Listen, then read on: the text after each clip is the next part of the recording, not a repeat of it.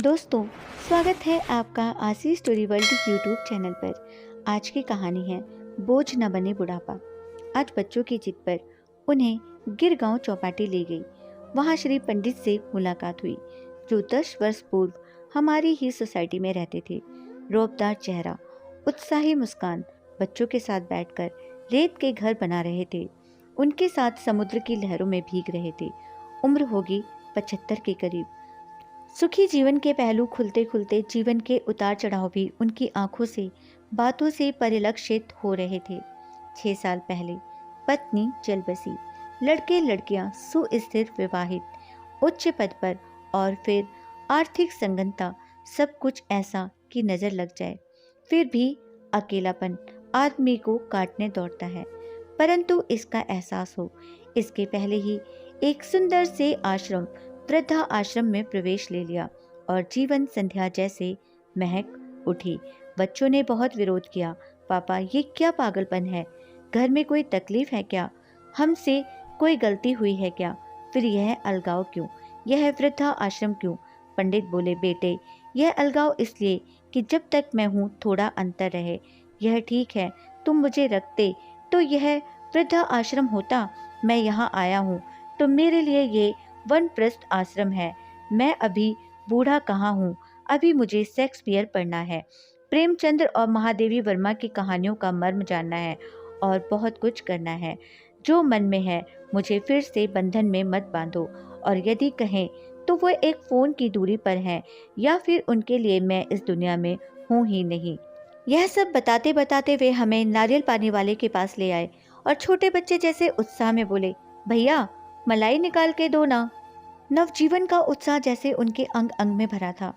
इन किया हुआ चेक का रंगीन शर्ट, ब्राउन जीन्स की महंगी ब्रांडेड पैंट, सिर पर कैप, इस उम्र में भी यह सलीका।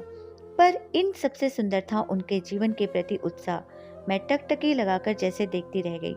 यहाँ तो कहीं भी निराशा का नय और बुढ़ापे का बै नहीं था तो सिर्फ ताजे फूलों जैसे खिले जीवन की ओर देखने का दृष्टिकोण। मैं बहुत प्रभावित हुई। उनका पता मांगा तो बोले, यदि मैं दे भी दूं तो आज की पीढ़ी के पास समय कहाँ है। 2 दिन तुम्हारे पर्स में चिट पड़ी रहेगी और तीसरे दिन तुम फेंक दोगी। इसलिए ज्यादा सोचो मत। यदि किस्मत में रहा तो फिर मिलेंगे, और यदि नहीं रहा तो पता देकर भी क्या उपयोग। और वह आकृति दूर दूर जाकर धूसर होती चली गई। श्री पंडित से मिलने के बाद आज बार बार आंखों के आगे पांडे चाचा जी का उदास खोया खोया चेहरा नजर आ रहा था। सच, दोनों में कितना अंतर था। चाचा जी तो बेचारे मशीन बनकर रह गए थे। इस उम्र में भी सुबह उठकर पोते को स्कूल बस के लिए छोड़ना, दूध, तरकारी और अन्य सामान लाना, बिल भरना, ना जाने ऐसे कितने ही काम उन पर थोपे गए थे। रिटायर्ड की तख्ती जो लगी थी उन पर, कामों की फेहरिस्त हनुमान की पूंछ की तरह दिनों दिन बढ़ती जाती थी। परेशान हो गए थे। संघर्षों और पैसों की कमी से उनके कंधे 50वां बसंत पार करते करते ही झुक गए थे। एक तरह की गूंगी लाचारी आ गई थी। बस तब से बुढ़ापे का डरावना सफेद भूत उन्हें खूब डराता था। आज उनसे मिलने का निश्चय किया। दुविधा भी थी, क्योंकि उनसे किसी का मिलना जुलना बहू बेटे को पसंद नहीं था। उन्हें श्री पंडित के बारे में बताना था और निमंत्रण भी देना था।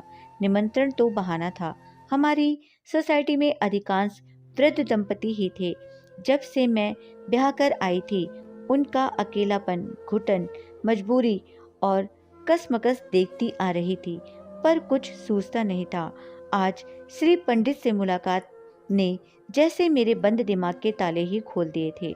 मेरे सास ससुर आए हुए थे।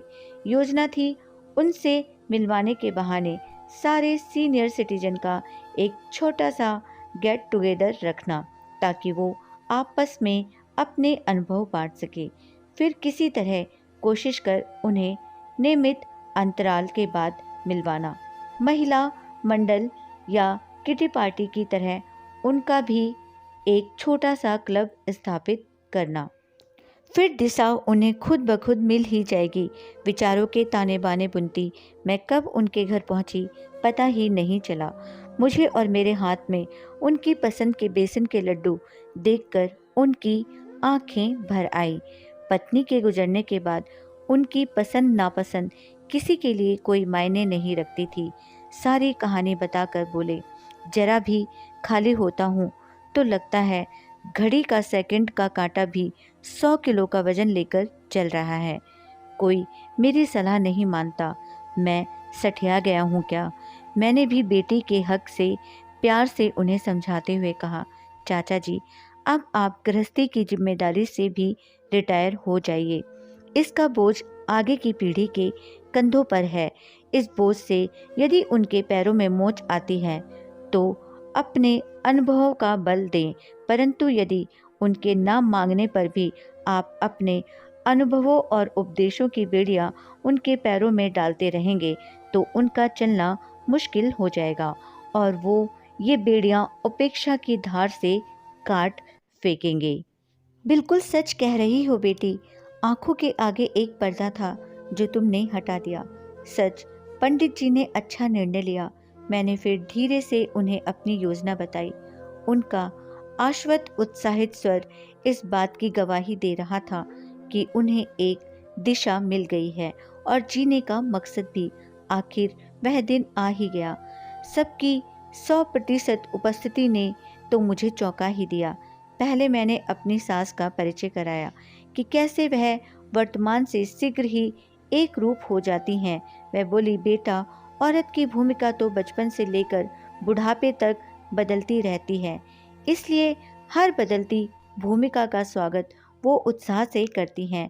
फिर मैंने उनके व्यस्त कार्यक्रम बताए, जैसे नाती पोतियों की पढ़ाई में मदद करना, त्यौहार पर या कभी खाने में एक आध डिश बना देना, कभी थोड़ी बुनाई, कभी सिलाई, और जितना शरीर में सामर्थ्य हो उतनी महिला मंडल के कार्यक्रमों में उपस्थित थी। इस पर मुस्कुराते हुए बोली, अपने अधिकारों का नगाड़ा बजाने के बजाय प्रेम और वात्सल्य की बीन बजाएं तो सब कुछ सरल हो जाएगा। बढ़ती उम्र के बदलते अधिकारों के सत्य को स्वीकारें। स्त्रियां तो बड़ी आसानी से स्वीकारती हैं पर पुरुष नहीं, इसलिए तो पानी में पड़े तेल जैसे संसार से अलग थलग पड़ जाते हैं। सासू जी की बातें प्रभावशाली थी। सभी का उत्साह काबिले तारीफ था। अनुभवों का लेन देन शुरू हो गया था। उनकी हंसी ठहाकों और कटाक्षों का मैं शांत बैठकर आनंद ले रही थी। सच, हम उम्र लोगों के बीच कितना रिलैक्स महसूस कर रहे थे सब। एक बात पर सभी एकमत थे कि उन्होंने सिर्फ पैसा दुगनी करने वाली योजनाओं के बारे में ही सोचा। यदि खुशियां दुगनी करने वाली योजनाओं की खोज वो 25-30 साल की उम्र में कर लेते या कई शौक पाल लेते तो यूं समय काटने को ना दौड़ता। फिर मुझे कुछ भी करना नहीं पड़ा। कड़ियां जुड़ती गई। अगली बार मिलने की तारीख भी तय हो गई। प्लान बनते गए और यंग सीनियर सिटीजन क्लब की स्थापना भी हो गई। नाम के अनुसार ही उनका जोश और उत्साह देखने लायक था। खुशी के मारे तो मेरे पैर ही जमीन पर नहीं पड़ रहे थे। अचानक मैं अतीत से जागी। आज इस बात को लगभग 4 वर्ष हो गए हैं। सभी बहुत व्यस्त हैं। पांडे चाचा जी ने भी अपने लिए जीना सीख लिया है। अब वो सुबह की सैर और योग के पश्चात तैयार होकर निकल पड़ते हैं। किसी सामाजिक संस्था में निःशुल्क अकाउंट्स देखते हैं। शाम को अपने हम उम्र दोस्तों के साथ बैडमिंटन या टेनिस खेलते हैं या सोसाइटी के बच्चों के साथ क्रिकेट में एम्पायर का रोल अदा करते हैं। कभी उन्हें कहानियाँ सुनाते हैं, कभी खुद सुनते हैं। वो ही क्या, लगभग सभी का यही हाल है। सभी व्यस्त हैं। यदि कोई नाना जी, दादाजी, नानी जी, दादी जी अस्पताल में भर्ती हो गए तो यंग सीनियर सिटीजन क्लब के सदस्य उनकी बारी बारी से देखभाल करते हैं। इससे घर वाले भी चिंता मुक्त रह पाते हैं। सोसाइटी की हरियाली और स्वच्छता तो देखते ही बनती है। कई अच्छे अच्छे सामाजिक उपक्रम चलते हैं। सब एक दूसरे की मदद के लिए हमेशा तैयार रहते हैं। सब कुछ मिलजुल कर होता है। मेरे लिए होता है। उनकी आंखों में प्यार, धन्यवाद, आशीर्वाद, आदर, सब कुछ मुझे मार्गदर्शक कहते हैं, जबकि सच तो यह है कि ये सब मुझे मेरे भविष्य के रुपहले दिनों के मार्गदर्शक लगते हैं।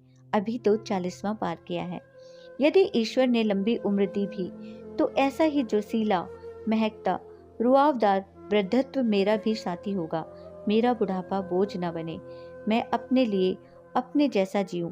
जीवन का रोना धोना, राम कहानी लोगों को सुनाने की बजाय मैं पंडित भीमसेन, हरिप्रसाद, लता और पंडित रविशंकर के सुरों में खो जाऊं। जीवन की अंतिम सांस तक मेरी लेखनी लोगों का स्पंदन कागज पर उतारती रहे और आगे की पीढ़ी दिल में सोचे, मम्मी रहे, कभी छोड़ कर ना जाए, और रहे बस। दोस्तों, यह थी हमारी आज की कहानी। उम्मीद करती हूँ आपको पसंद आई होगी। आपका क्या कहना है इस कहानी के बारे में, हमें कमेंट करके जरूर बताएं। वीडियो को लाइक करके चैनल को सब्सक्राइब करना मत भूलिएगा प्लीज़। मेरा चैनल नया है, मुझे सपोर्ट कीजिए। आपका कीमती समय देने के लिए दिल से शुक्रिया।